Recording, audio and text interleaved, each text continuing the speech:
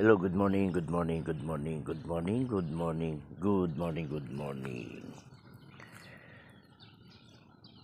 Narito po tayo sa Tarlac Diversion Dam na kung saan ang aking binabantayang pag-aari ng gobyerno ng bansang Pilipinas na makikita dito sa Sitio Mabagliw, Barangay Tibagan, Tarlac City. Ayan.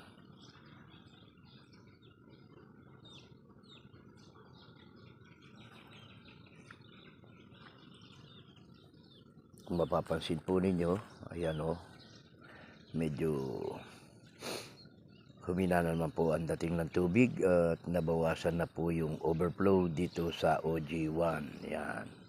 At lumitaw na naman po yung tinatawag kong separator. Ayan.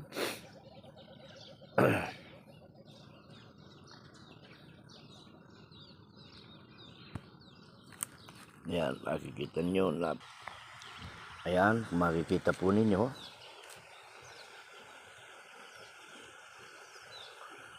ang ating ilog ay medyo humina naman po ang dating niya. Dating ng tubig galing po sa tatlong kabundukan ng Zambales, Pangasinan at ng Tarlac. Ayan po, konti na lang po yung overflow, bandaro na lang, nasa 4.5 na lang po ang level ng ating tubig dito sa ating binabantayang pag-aari ng gobyerno ng bansang Pilipinas. Ang oras po ay alas 5:25 ng umaga. Ayan. At May 24, 2024. Ayan, dito po tayo at hindi pa po sumisikat ang haring araw. Ayan. Pansin nyo. Ayan. Ito po ay ang aking binabantayan. Ayan.